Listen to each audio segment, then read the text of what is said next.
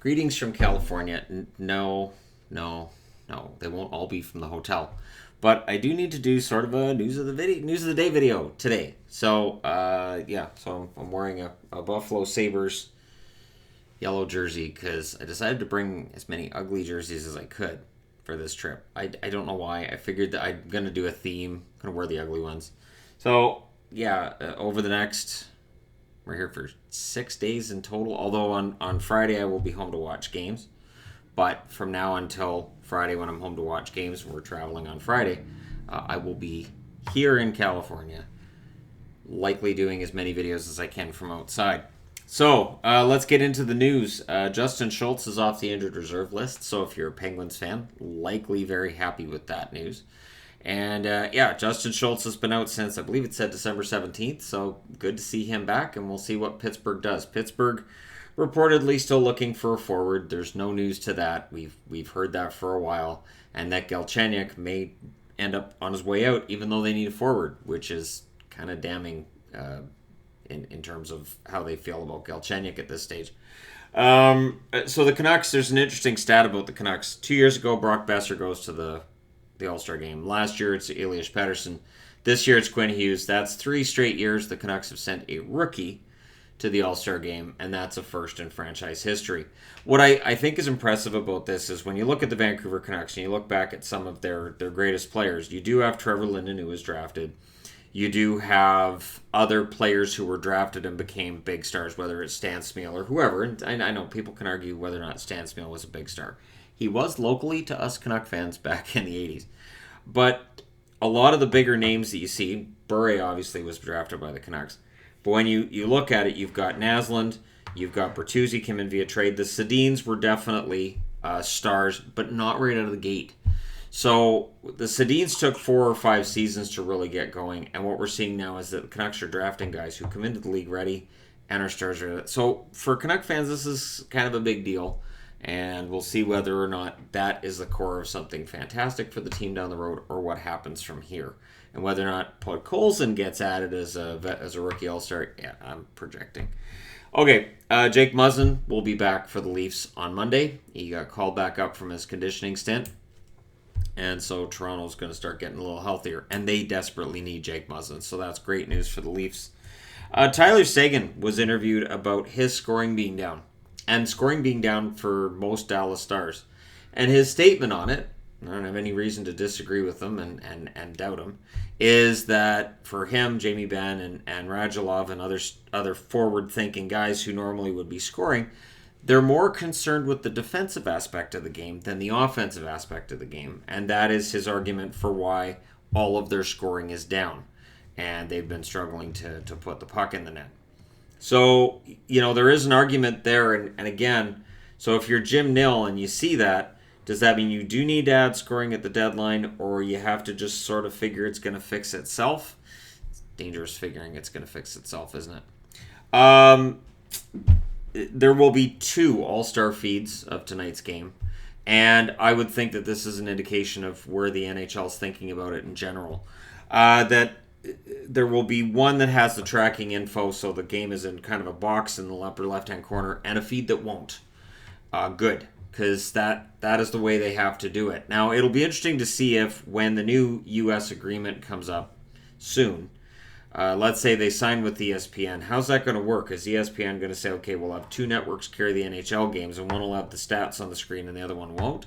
One will use the advanced technology and the other one won't? Or are they going to say, no, we'll have a network that shows just your regular game feed, and then if you want to see the stats and all this stuff, you have to have the app, you have to watch it online. Be interesting to see how the NHL gets around that. So I'm glad to see that, because my concern was, well, what if they decide, okay, this is the default. The default is to have all of this fancy stats jargon all over the screen. Also, Bettman, not concerned with the collective bargaining agreement, even though they are not having talks right now. And he admits, that because they made an agreement not to back out, there isn't really any sense of urgency on either side. This is what's driven me absolutely insane about the NHL and the NHLPA for decades. Until they have a gun to their head, they don't negotiate. So, at a time where I'm going, okay, they can extend this and maybe make this work, without any need for a strike or anything or a lockout. Instead, it's, oh, we don't have to do it now. We'll see in a year. I don't like it. I don't like it. Just sit down and negotiate it. It's not like your positions are going to change in between now and then. It's the gun to the head that changes. It's so insane. The NHL does this to itself, though. Also from Bettman from yesterday, he did not exactly say no to the Olympics. He still talks about how it's something that it disrupts the schedule and it's kind of tough and they don't really want to do it, but he didn't exactly say no. So with the not exactly saying no, it leads me to think maybe they're open to it and maybe we'll see something happen this summer. Who knows? Stranger things have happened. Pierre LeBrun, who is reporting on a lot of rumors right now. A lot. Tons and tons. It's that time of year, right? So, and I have no doubt that Pierre LeBrun's an actual insider. There are some out there that will report on this rumor and that rumor, and there's nothing to it. And I don't get that feeling with LeBrun. And what he's saying about the Buffalo Sabres, team with this jersey right here, although they don't wear this jersey anymore, obviously. They wore this monstrosity for a brief period of time and decided it was a monstrosity. I like it, but that's me. I do tend to like the ugly jerseys, right? So LeBrun reports that the Sabres want to add scoring. So forwards, and what they're looking to dangle out there and see what happens to get those forwards is defensemen, likely listening to offers on Ristolainen and Bogosian. Bogosian's asked to be traded. No surprise there. Ristolainen, I kind of feel bad for because he's been in limbo for quite a while. He's played pretty well for a guy who's clearly stuck in limbo. And so I'll be glad to see this resolved. I want to see this over with. I don't want to see the Ristolainen thing continue on into, say, this summer and then into training camp. Just trade the guy. Figure it out and get him moved and make a move that makes the team better. But what's interesting is, in reporting on Buffalo, I wanted to point this out too. So I've always kind of seen 10 points as that watermark. If you're more than 10, if you're 10 points out of the playoffs or more, your odds of making the playoffs are really, really slim. And at this time of year, it gets even slimmer. It becomes so crazy.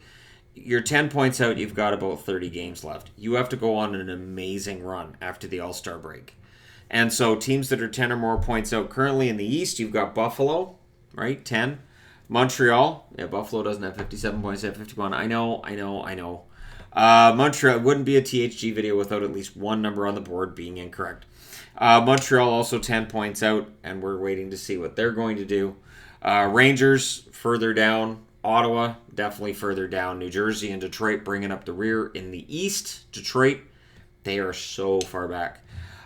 Just think of it as like if this is a Santa Claus parade, New Jersey would be Santa Claus, and Detroit are the cleanup guys who come after the parade's already gone. That's how far back of the playoffs they are. They're the ones cleaning up the mess after. And in the West, California is 10 or more points out of the playoffs.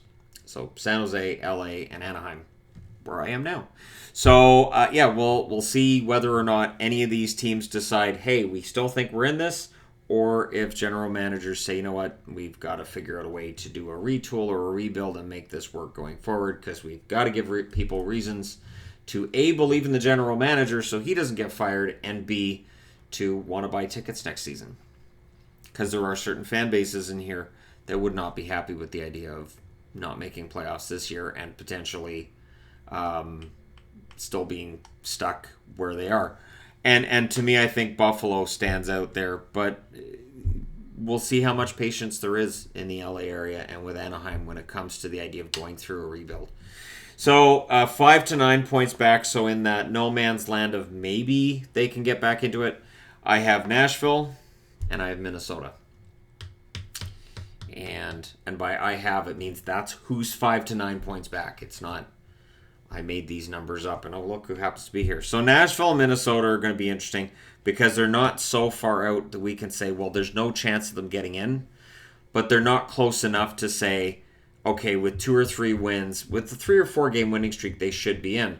Because I see that sometimes where it's, well, like Montreal. Well, if Montreal goes on a 5 game winning streak, it makes it easier. That's 10 points in 5 games, which means they could be 0 points back if everybody ahead of them loses all their games. The reality is there's a lot of 3-point games this time of year. The games get tighter, they get closer, and it gets harder and harder to move up. So when you're 10 points back at this time of year, a 5-game winning streak probably lowers that number to, say, 6. And you're still, now you got 25 games left, you're 6 points back. Is that better? Yes. Can you keep winning like that? Probably not. There's a reason you end up 10 points out. So there's some general managers who have some work to do, and we'll see what happens over the next approximately 4 weeks. So there you go. My first preview from here will likely be tomorrow night. I want to do the previews. Tomorrow night's because it's 6 games, so I'll probably upload that tomorrow night. And I'll be using, this is the only board that I have here, and it should be fine. It should be fine. I remember in Vegas I got big boards, and I didn't really end up needing them very much. In a hotel room, I only need just the little board. So I'll figure out a way to do that. And then the reviews will be a lot more casual than the way they've been at home, because I've just got the small board. And so I'll probably write notes down in my notebook. I brought the notebook, and we'll do a more casual. Doesn't mean the videos will be shorter than normal. It just means it'll be a more casual sort of hanging out, talking about hockey kind of thing, which for people who started out with this channel years and years back, that's how it all started out anyways. So thank you guys so much for all your support. Looking forward to the meetup today. And hey, hit like and subscribe if you're browsing your way through. You just happened upon this video. I will talk to you again soon.